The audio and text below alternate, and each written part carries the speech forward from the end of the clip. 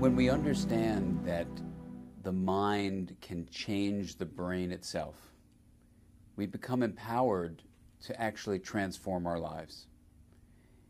And when we look from a Mindsight point of view at how we can deeply know what's happening in our brains, when we can look very clearly at what's happening in our relationships, what happens is we're able to actually see patterns where we're stuck in life. For example, we keep on doing the same thing over and over again. Life becomes rigid.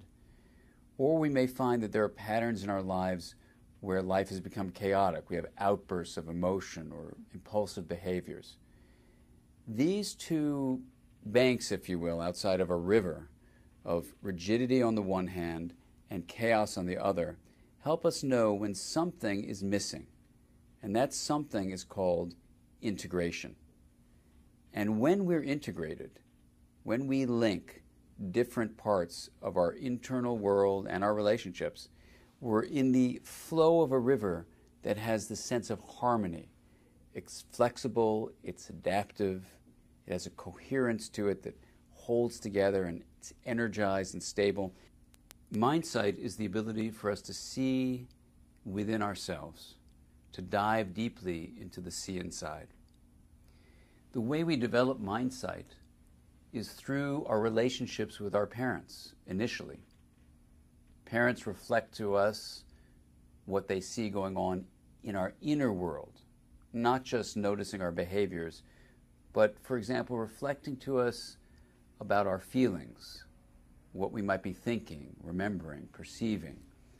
All of these are the ways we get signals back from our caregivers that help us see the internal world with clarity. But what's not known is the scientific finding that when parents don't provide clear feedback, then the lens of Mindsight becomes distorted.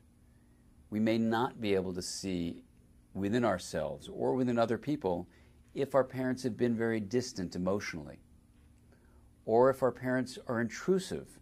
What can happen is the Mindsight lens becomes very distorted by the responses of others. So when someone feels something, it floods us and we're chaotically involved in their own emotional response. So rather than knowing ourselves, we just become confused as to who we are and who they are.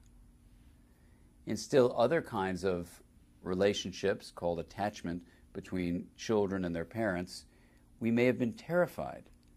And in these examples, we become disorganized and our Mindsight lens fragments. So at moments of stress, we may literally disassociate the way we're thinking from how we're feeling.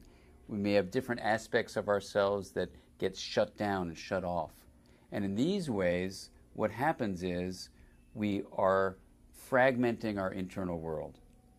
For other children, when their parents are a source of terror, they have the experience of what's called disorganized attachment. And there, the Mindsight lens becomes fragmented. And as that child grows into adolescence and adulthood, under stress, things can become very dissociated. They can disconnect from their own bodily sensations. They can become fragmented in how they think. And in all these different ways, our attachment experiences with our caregivers shape the lens through which we see the internal world of ourselves and others. The fantastic news is that when we make sense of our own lives, we can actually strengthen the Mindsight lens so that it's not distorted, that it's not fragmented, that it's not shut down, that instead it's clear, strong, and give us an acuity of how we see the internal world. And by giving us an acuity, what it means is it gives us a sense of wisdom about what the internal world is.